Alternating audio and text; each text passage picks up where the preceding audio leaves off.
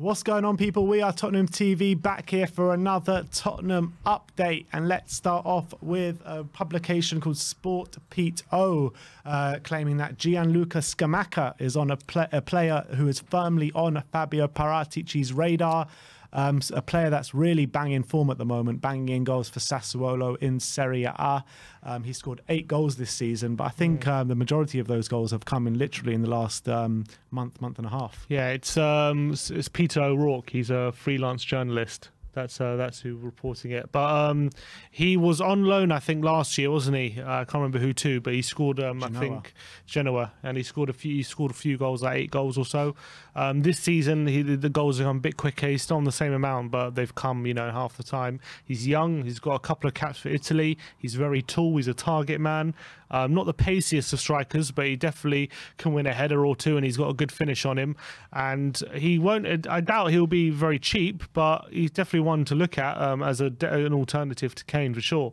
He's a good young striker who definitely could develop into someone who's quite good. Yeah, and he's a player that's who's on a lot of people's lips at the moment in Serie A. I mean, everyone's obviously talking about Dusan Vlahovic, but this guy is definitely an up and coming striker in Serie A. And well, he's not on Vlahovic's level. No, definitely not on Vlahovic's level. But I think that he's definitely a player that is coming into form now.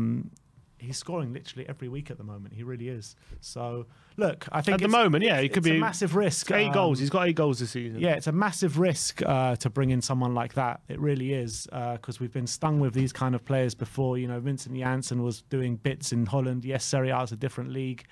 But I've seen him play a couple of times. Sassuolo are a team that score a lot of goals, a lot of goals. Very attacking team, and yeah, he's been quite central to that this season. So I mean, he's definitely a player on form. But if he's the player and the answer to our Harry Kane backup issues, I'm not too sure.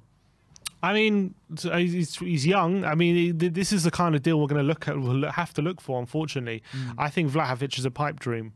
For me, like, we're not spending. I just can't see us spending 70 million on a striker who's as good as Vlahovic to come and battle out with Kane. We're going to have to look at someone like this who's young, who's getting into form, but who hasn't exploded yet. Because once they've exploded, it's sort of like that boat sailed in a way for us. So I think this. I don't know if he's going to be the answer, but like, these are the kind of deals we look at, and if we get him through the door, I'll be fairly happy with that. Okay. Well, that's Scamacca. Let me know in the comment section below what your thoughts are on him. Let's move on to Graham Bailey, and he says Newcastle are interested in Steven Bergwijn and have been alerted to his availability. And, it's widely reported yesterday that Fabrizio Romano said that he is a player that Tottenham are looking to sell now. So if we are going to sell him, what better place than Newcastle in terms of getting in the money? Yeah, I think they hopefully they'd pay us what we paid for him, 25, 30, between 25 and 30 million. I don't think they'll pay any more than that, to be fair, even though they've got bags of money. Like, we're not going to hold them to ransom for Bergwijn. They'll just go and buy someone else. So I think a deal still has to work. But I think it'll be a good signing for Newcastle if they get him through the door. Him and have him and say Maximam in the same team might be a strike fear into some defences with their dribbling ability. But whether they'll score enough, that's another question. But hopefully we can convince. Maybe if we're looking to sell Bergwijn, that could be a good place for him. What about like a loan deal to Newcastle? What, without an option or with an option? With an option of, I don't know, 35 million or something. Yeah, I would take that for sure. 35 million, yeah, definitely. An option with 35 million, I think, would be good. And also, the thing is, if we do loan him out, we can always keep him if it works out really well and he comes back with if he has an option, it's not in our hands. Yeah, that's true, but it's up to Bergwijn, isn't it? He could opt to stay if we want him. Technically, yeah, but usually when if a club you're loaned out to really want to, usually a player usually will stay there because you've been loaned out because the parent club are willing to let you go for a bit. Yeah, they're willing to let you go, but a conversation can happen when he comes back, being like, you know what, you've done really well, we want to keep you. Yeah, could happen. Happened with Alderweireld. He had Southampton had an option on him, and we convinced him. Yeah. Exactly. So I mean, things can happen like that. So I actually think that if he goes to Newcastle, puts in a really good display from now until the end of the season as a loan, it gives us first of all the option to potentially keep him if he's open to staying.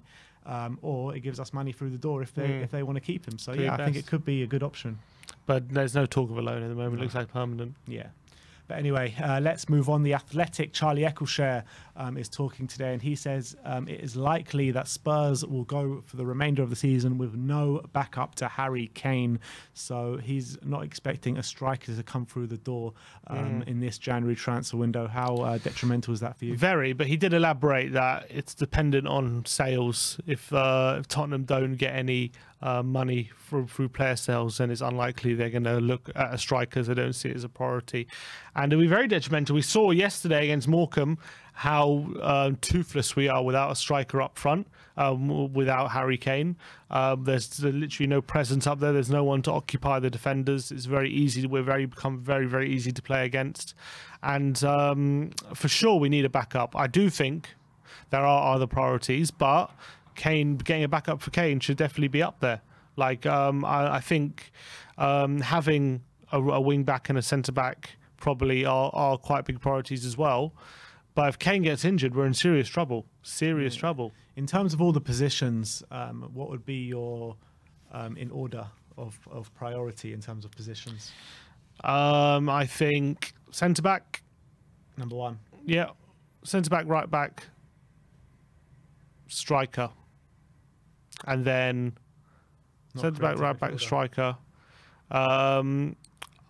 Yeah, well, creative midfielders there, but we had would I, for example, in terms of priority, would I rather we have Matt Doherty at right wing back and sign a creative midfielder, or would I rather us sign a right wing back and just try and get the best out of Lo Celso? Yeah, I think the right wing back's more pressing. See, that's what I'm saying. Yeah. So I want a creative midfielder. Don't get me wrong, but if we're forced to try and get Lo Celso or Ndombele playing with more Lo Celso, then I'd rather try and do that than not get a right wing back in. For me, right wing back's number one. For me, I think right wing back for me, then centre back, then striker, then midfielder. For me. I think those are the four proper key pressing areas, and we need more over that as well. But I'm talking about right now, what we need urgently. But I want to know your opinions in the comment section below. What is your order of priority in terms of positions for this transfer market? And let's move on. The Daily Mail are saying that defenders Japhet Tanganga and Joe Rodon continue to be the subject of loan interest. I mean, we've already spoken at length in terms of Japhet Tanganga. I think we both said that a loan would very much be suited to him. There's talks of AC Milan, isn't there? Yeah, there's talks of AC Milan for that. But Joe Rodon, would you be open to giving him a loan, or would you just want to sell him now? No, I'll definitely be open to giving him a loan. I'm not giving up on him. I know he hasn't set the world alight as soon as he come through the door, but he's still fairly young. So a loan deal to a Premier League team, definitely I'd be open to that. But again, if a team wants to come in and splash 15 million or 10 million on him, how much are we signing for? 12. 12. Yeah. So yeah, I mean, I'd be open to a loan or a permanent for sure, but I would be a bit hesitant in getting rid of both of them if we're not serious about getting some options. Because if we get rid of Tanganga Rodon, it actually leaves us with 4 defenders, doesn't it? One of them's right now injured, so that's 3. So unless we're going to bring in at least 2, that's very difficult to let go of both of them. So I wouldn't. I don't think we can get rid of anyone without replacing them. Every single player that goes out the door needs to be replaced this window, because otherwise we're too short. Yeah, that's the state of the squad. Yeah. Last but not least, Goal Point. I'm not sure how reliable they are, but they're saying Tottenham have had a £50 million bid rejected for Porto winger Luis Diaz. He's been quite heavily reported of interest to Liverpool, but apparently we've had a £50 million bid rejected. How true do you reckon this is? I doubt it, but very, I think. But well, you never know. If we are getting money for Bergwijn, then it could be legs into this. Look, to be honest, he's 24 years of age. He's just this season really exploding for Porto. He's always been a good player, but he's now turning into a very good player for Porto. I think last couple years he got like 6 or 7 goals, and now he's like got 13 this season already. 16. Yeah, and he's getting more, and he's a wing forward. He would definitely fit into that role for Conte. He's starting to play really well, so this is the perfect time to sign him, really. But Porto apparently are not shoving with their 80 million release clause they have on him, which they're saying pay up or shut up. Basically, I can't see us paying 80 million for him as much as I'd like to. But he's definitely a player that Tottenham should be interested in for sure. Yeah, he's already doubled his goal tally this season as he has done in the previous 2 seasons. So.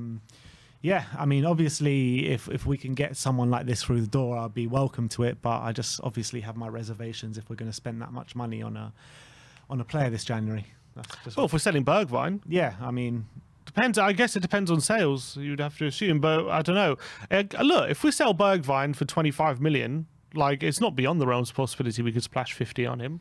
Yeah, well, let's just hope we have someone that does come in and splash that kind of money on Bergwijn, because there's levels between these 2 players, aren't there?